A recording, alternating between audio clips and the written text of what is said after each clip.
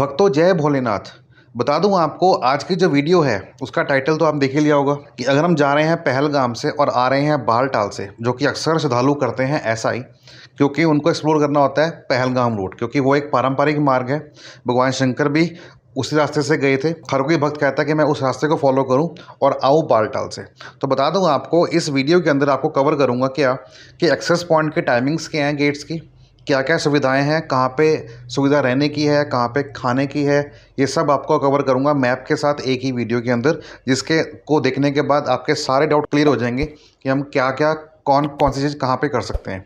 शुरू करने से पहले कहना चाहूँगा कि जो कोई व्यूअर इस चैनल पर पहली बार आया है ऐसे यूज़फुल कंटेंट के लिए सब्सक्राइब करना तो बिल्कुल ना भूलिएगा एंड मेक श्योर साथ में बेल आइकन पर जरूर प्रेस कीजिएगा, ताकि जब भी कोई वीडियो आए इन्फॉर्मेटिव यात्रा से संबंधित उसकी जानकारी आप तक पहुंच सके। सो बात करते हैं। जैसे कि आपने देख लिया कि एक्सेल शीट को मैंने ओपन कर दिया है। आप यहाँ पे वीडियो को पॉज करके 1 मिनट के लिए इसका जो स्नैपशॉट है वो ले सकते हैं। कारण क्या है कि इस इमेज के अंदर जो आपको दिख रही है स्क्रीन के ऊपर, इसमें मैंने बताया कि एक पॉइंट से लेकर दूसरे पॉइंट तक का डिस्टेंस कितने किलोमीटर का है, क्या क्या सुविधाएं हैं, और साथ में आपका मैप है जो कि यात्रा को लेके आपके साथ साथ रहेगा और आपकी हेल्प करेगा कि हाँ हम अभी किस पड़ाव पे हैं, अगला पड़ाव क्या आने वाला है। तो बात करते हैं पहले पहलगाम से। देखिए, नंदवन बेस कैंप हमारा कहाँ पर है, पहलगाम पे पड़ता है। यात्रा हमारी स्टार्ट होती है चंदनवाड़ी बेस कैंप से। अब हम बात करते हैं पहलगाम से लेके चंदनवाड़ी तक का डिस्टेंस जो है, ये हम बाय टैक्सी भी कवर कर सकते हैं, जिसका जो डिस्टेंस है वो है तकरीबन 16.3 किलोमीटर। जो टैक्सी शेयरिंग है वो आपसे लेती है कितना, 150 रुपये पर मेंबर। बट बता दूं आपको, अगर तो आप पहलगाम में स्टे कर रहे हैं, नंदवन बेस कैंप में स्टे कर रहे हैं, फिर तो आपको बाहर आने के लिए बहुत लाइन में लगना पड़ेगा, क्योंकि वो 1 बाय 1 ही लोग बाहर आते हैं।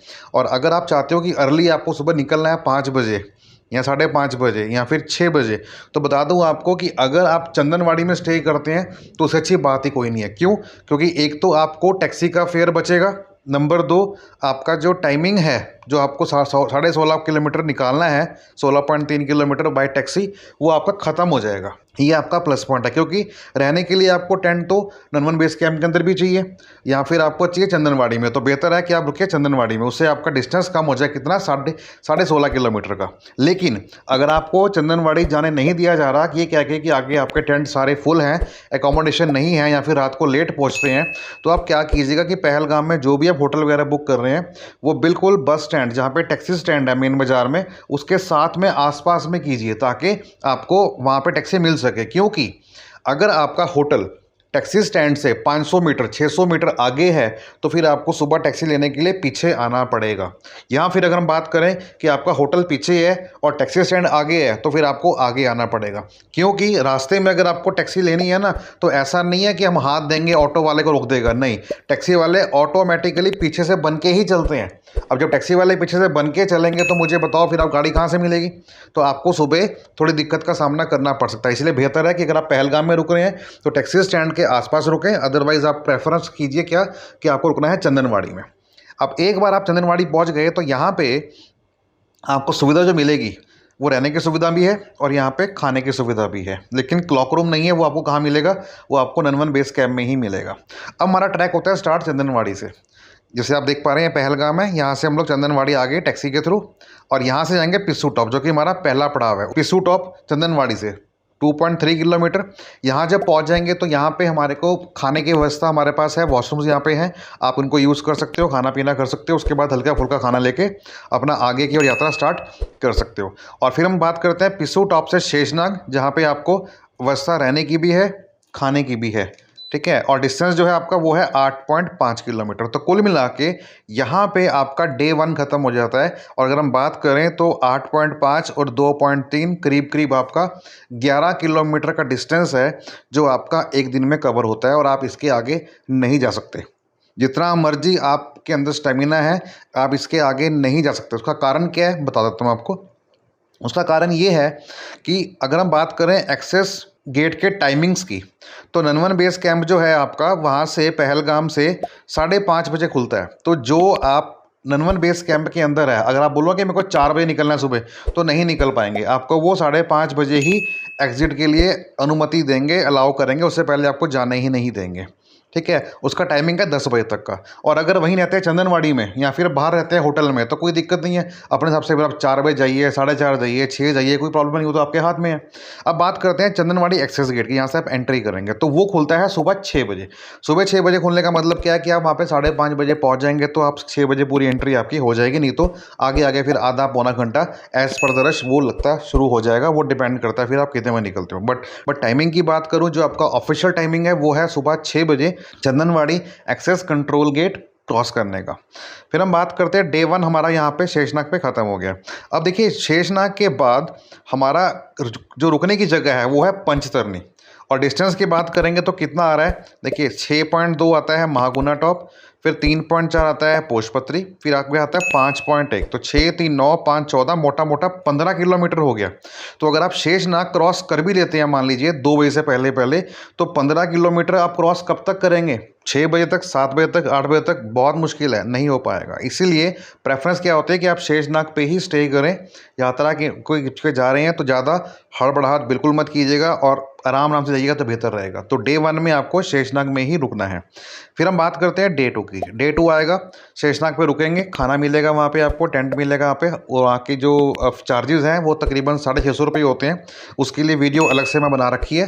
फिर भी आप कहोगे तो मैं दोबारा से इन डिटेल और बना दूंगा। बस मुझे करना है कि आपको कमेंट सेक्शन में कमेंट करके बताना कि भगत जी मुझे समस्या है, इसकी मेरी क्वेरी है, मुझे बताइए, तो I will definitely try to help you. उसके बाद हम बात करते हैं कि महागुना टॉप 6.2 पहुंच गए, डे 2 की बात कर रहा हूँ। फिर महागुना टॉप से आप पहुंच गए पोषपत्री 3.4 किलोमीटर, और फिर पोषपत्री से आप आगे पंचतरनी 5.1, मतलब 6.2 और 3.4 ये हो गया 9.6। 9.6 के बाद आ गया 5.1 विच मीन्स 14.9 और 5, 14, 14.7 तकरीबन, मतलब 15 किलोमीटर डिस्टेंस आपका हो गया कवर। और 15 किलोमीटर कवर करने के बाद यहाँ से जब चले शेषनाग से तो वाबल आया, महागुना टॉप आया, पापीबल आया, फिर आपका आ गया यहाँ पे पंचतरनी, जहाँ पे आप स्टे करेंगे। अब ये एक ऐसा पड़ाव है जहाँ पे हेलीकॉप्टर पे जो आता है, चाहे वो बालटाल से आए चाहे वो पहलगाम से आए, उसने पंचतरनी में ही उतरना है। और पंचतरनी से बात करें आगे आपको जाना है तो वो होली केव का जो रास्ता है वो है आपका 5.5 किलोमीटर का, 5.6, जिसमें से आपका जो 2.6 है आपका वो संगम है। संगम वो पॉइंट है जो यात्री बालटाल से आ रहे हैं और जो पहलगाम से आ रहे हैं वो कंबाइन होते हैं। उसके बाद संगम से फिर आपका जाता है 3 किलोमीटर आगे ट्रैक होली केव के लिए। ठीक है, टाइमिंग की बात करूं तो शेषनाग जो है सुबह क्रॉस करना है 6 बजे से लेकर 2 बजे तक। ऑब्वियसली बात है, आप डे 2 की बात करेंगे सुबह मॉर्निंग में तो आप 6, 7, 8 अपने हिसाब से निकल सकते हैं। पंचतरनी की बात करेंगे तो वो सुबह 5 से लेकर दोपहर के 3 बजे तक। और वहीं दर्शन की बात करेंगे बाबा जी गुफा की तो वो होता है सुबह 6 बजे से लेकर शाम के 4 बजे तक। 4 बजे के बाद दर्शन वहाँ पे अलाउड नहीं है। टोटल यात्रा आपकी बनती है 47.4। तो डे 1 में हम लोग कहाँ रुके? डे 1 में हम लोग आए शेषनाग में, और डे 2 में जो हम लोग आए कहाँ पे? पंचतरनी में। हालांकि अगर हमारे पास टेंट की सुविधाएं ऊपर अवेलेबल होती हैं तो आप पंचतरनी को क्रॉस कर सकते हो 3 बजे से पहले पहले बड़े आराम से, और वहाँ पे नाइट स्टे कर सकते हो अगर टेंट की व्यवस्था है तो।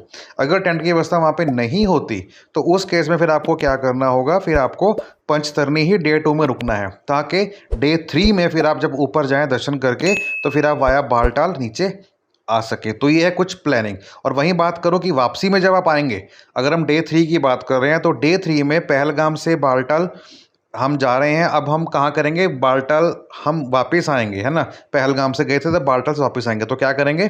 अब जब होली केव पहुँच गए हैं यहाँ पे तो यहाँ से हम नीचे आएंगे। तो बता दूं आपको होली केव में 99.9 जो है परसेंटेज चांसेस हैं कि टेंट एकोमोडेशन रहेगी, क्योंकि श्राइन बोर्ड की वेबसाइट पे ऑलरेडी मेंशन्ड है, रेट डिस्क्लोज नहीं हुए हैं और हर साल वहाँ पे एकोमोडेशन मिलती है। लेकिन लास्ट टाइम जो बादल फटा था वहाँ पे तो उसके बाद से टेंट को उठा दिया गया था। लेकिन इस बार अगर उठाते हैं या नहीं लगाते हैं वो तो बात की बात है, लेकिन वेबसाइट के ऊपर मैंशनड है, रेट डिस्क्लोज नहीं हुए हैं, बट वहाँ पर उनकी एंट्री है, कॉलम बना हुआ है, टेक्स्ट बॉक्स बना हुआ है। तो उसका मतलब क्या है, कहीं ना कहीं रेट उसके भी आएंगे, और रेट अगर आ गए तो फिर तो कन्फर्म है कि वहाँ पर आपको अकोमोडेशन मिलेगी ही मिलेगी। लेकिन फिर भी अगर आपको नहीं मिलती तो डरने की बात नहीं है। तो क्या करेंगे? दर्शन करके यहाँ से हम संगम होते हुए वापस आ जाएंगे। तो वहीं हम रूट मैप की बात करेंगे तो डिस्टेंस आपका पड़ेगा 14 किलोमीटर का। इसको हम बड़े आराम से 8 से 9 घंटे में पूरा कर सकते हैं। बता दूं आपको, होली केव में आपके पास सुविधा रहने की हो सकती है, कंफर्म नहीं है अभी, लेकिन as per the current status available है, आगे का पता नहीं। और रहने की व्यवस्था और खाने की व्यवस्था वो भी है, इवन क्लॉक रूम भी है। यहाँ से पहले हम क्या करेंगे? संगम पॉइंट आएंगे। संगम पॉइंट कितना है? 3 किलोमीटर है। 3 किलोमीटर संगम पॉइंट आने के बाद हम जाएंगे यहाँ पे ब्राड़ी मार्ग। ये जो कि है 4 किलोमीटर। बता दूं आपको बराड़ी मार्ग में भी हमारे पास सुविधा रहने की है। तो अगर आप थके हुए हैं और अंधेरा लगता है कि आपको ज़्यादा हो गया है तो यू कैन स्टे एट बराड़ी मार्ग, आगे आप मत आइएगा। लेकिन अगर आपको आगे आ सकते हो तो बता दूं आपको 5 और 2 7 किलोमीटर का डिस्टेंस रह जाएगा, इसको आप आराम से कर सकते हैं, कोई बड़ी बात नहीं है। ठीक है, लेकिन फिर भी अब स्टेमिना किसका क्या है उसके बारे में मुझे नहीं पता, लेकिन फिर भी बता रहा हूँ आपको कि बराड़ी मार्ग में ऑप्शन हमारे पास स्टे करने की है। अगर आपको लगता है करना चाहिए तो कर सकते हो, otherwise you can proceed towards Baltal.